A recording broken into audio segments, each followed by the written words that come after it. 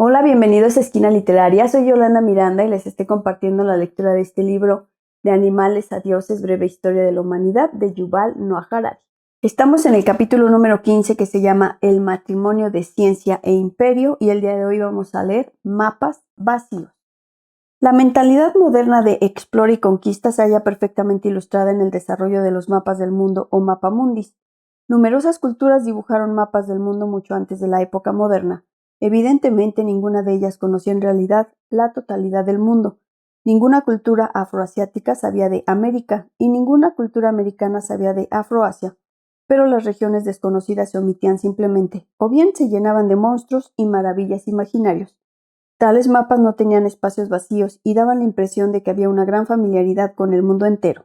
Durante los siglos XV y XVI, los europeos empezaron a dibujar mapas del mundo con gran cantidad de espacios vacíos, una indicación del desarrollo de la forma de pensar científica, así como del impulso imperial europeo. Los mapas vacíos eran una novedad psicológica e ideológica, una admisión clara de que los europeos ignoraban los que había en grandes zonas del mundo. El punto de inflexión crucial llegó en 1492, cuando Cristóbal Colón se hizo a la mar hacia el oeste de España, en busca de una nueva ruta a Asia Oriental. Colón creía todavía en los antiguos y completos mapamundis.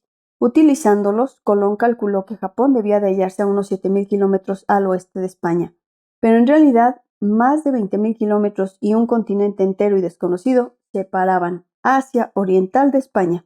El 12 de octubre de 1942, hacia las 2 de la madrugada, la expedición de Colón dio con el continente desconocido. Juan Rodríguez Bermejo, que actuaba de vigía desde el mástil de la nao Pinta, divisó una isla que ahora llamamos las Bahamas y gritó: «Tierra, tierra». Colón creía haber llegado a una pequeña isla en aguas de la costa de Asia Oriental. Llamó indios a las gentes que allí encontró, porque pensaba que había desembarcado en las Indias, lo que ahora llamamos las Indias Orientales, o el archipiélago indonesio. Colón se mantuvo en este error durante el resto de su vida. La idea de que había descubierto un continente desconocido era inconcebible para él y para muchos de su generación. Durante miles de años, no solo los grandes pensadores y sabios, sino también las infalibles escrituras habían conocido solo Europa, África y Asia. ¿Podían haber estado equivocados todos? ¿Podía la Biblia haber pasado por alto la mitad del mundo?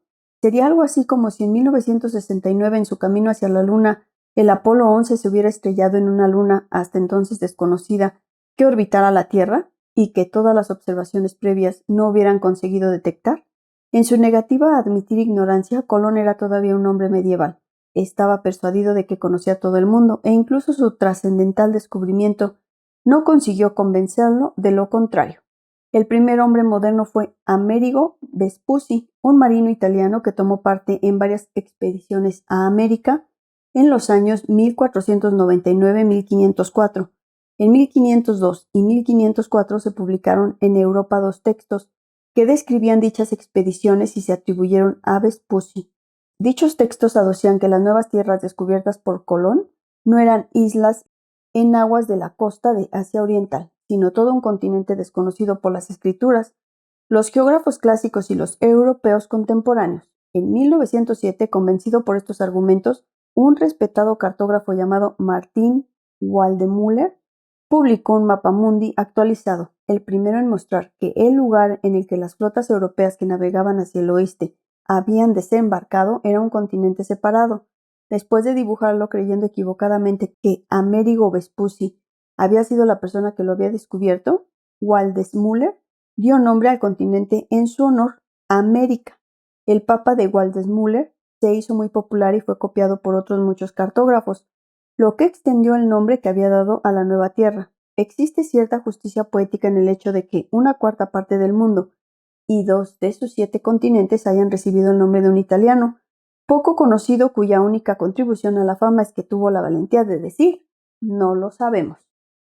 El descubrimiento de América fue el acontecimiento fundacional de la revolución científica. No solo enseñó a los europeos a preferir las observaciones actuales a las tradiciones del pasado, sino que el deseo de conquistar América obligó asimismo a los europeos a buscar nuevos conocimientos a una velocidad vertiginosa. Si realmente querían controlar los vastos territorios nuevos, tenían que reunir una cantidad enorme de nuevos datos sobre la geografía, el clima, la flora, la fauna los idiomas, las culturas y la historia del nuevo continente. Las escrituras cristianas, los viejos libros de geografía y las antiguas tradiciones orales eran de poca ayuda. A partir de entonces, no solo los geógrafos europeos, sino los eruditos, en casi todos los campos del conocimiento, empezaron a trazar mapas con espacios vacíos que había que llenar. Comenzaron a admitir que sus teorías no eran perfectas y que había cosas importantes que no sabían. Los europeos fueron atraídos a los puntos vacíos del mapa como si de imanes se tratara, y pronto empezaron a rellenarlos. Durante los siglos XV y XVI, expediciones europeas circunnavegaron África, exploraron América, atravesaron los océanos Pacífico e Índico y crearon una red de bases y colonias por todo el mundo. Establecieron los primeros imperios realmente globales y urdieron juntos la primera red comercial global. Las expediciones imperiales europeas transformaron la historia del mundo. De ser una serie de historias de pueblos y culturas aislados, se convirtieron en la historia de una única sociedad humana integrada. Estas expediciones europeas de exploración y conquista nos resultan tan familiares que solemos pasar por alto lo extraordinarias que fueron. Nunca antes había acaecido nada parecido. Las campañas de conquista a gran distancia no son una empresa natural. A lo largo de la historia, la mayoría de las sociedades humanas estaban tan inmersas en los conflictos locales y pendencias con sus vecinos que nunca consideraron explorar y conquistar tierras lejanas. La mayoría de los grandes imperios extendieron su control únicamente sobre su vecindario inmediato, alcanzaron tierras remotas por el simple hecho de que su vecindario se fue expandiendo. Así los romanos conquistaron Etruria con el fin de defender Roma en el 350-300 a.C. Después conquistaron el Valle del Po para defender Etruria 200 a.C. A continuación conquistaron la Provenza para defender del Valle del Po 120 años antes de Cristo, la Galia para defender Provenza 50 años antes de Cristo y Britania para defender la Galia 50 años después de Cristo. Les llevó 400 años ir desde Roma a Londres. En 350 años antes de Cristo, ningún romano se le hubiera ocurrido navegar directamente hasta Britania para conquistarla. En ocasiones un gobernante o aventurero ambicioso se embarcaba en una campaña de conquista de largo alcance, pero dichas campañas solían seguir rutas imperiales o comerciales bien trilladas. Las campañas de Alejandro Magno, por ejemplo, no acabaron en el establecimiento de un nuevo imperio, sino en la usurpación de un imperio ya existente, el de los persas.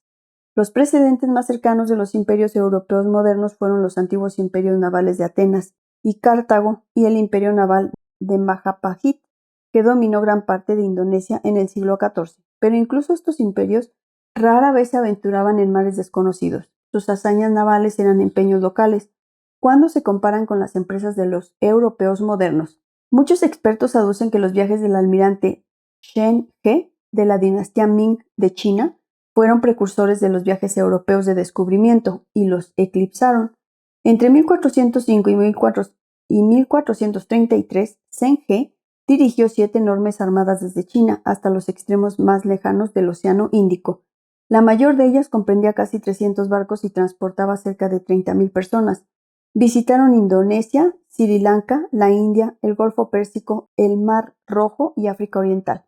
Barcos chinos anclaron en Jeddah, el principal puerto del Hiyaz, y en Malindi, en la costa de Kenia. La flota de Colón en 1492, que consistía en 3 barcos pequeños tripulados por 120 marineros, era como un trío de mosquitos, comparado con la multitud de dragones de Zheng He. Sin embargo, había una diferencia crucial.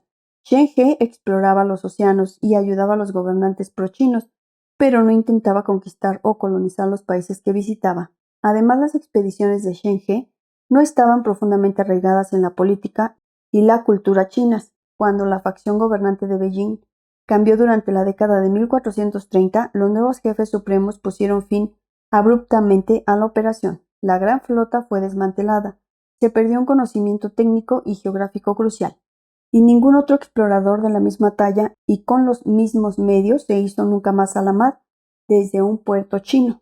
Los gobernantes chinos de los siglos siguientes, al igual que la mayoría de los gobernantes chinos de los siglos anteriores, restringieron sus intereses y ambiciones al entorno inmediato del Reino Medio. Las expediciones de Zheng He demuestran que Europa no gozaba de una ventaja tecnológica descollante. Lo que hacía excepcionales a los europeos era su ambición inigualada e insaciable de explorar y conquistar. Aunque pudieron haber tenido la capacidad, los romanos no intentaron nunca conquistar la India o Escandinavia, los persas no intentaron nunca conquistar Madagascar o España, y los chinos no intentaron nunca conquistar Indonesia o África. La mayoría de los gobernantes chinos dejaron al vecino Japón a sus propios recursos. No había nada de peculiar en ello. Lo raro es que los europeos de los albores de la Edad Moderna sucumbieran a una fiebre que los impulsó a navegar hasta tierras distantes y desconocidas, llenas de culturas extrañas, a plantar el pie en sus playas y a declarar: reclamo todos estos territorios para mi rey. Espero que les haya gustado la lectura del día de hoy de este libro de Animales a Dioses de Yuval Noah Harari. Los espero en el próximo video para continuar con esta y otras lecturas. Muchas gracias por escuchar.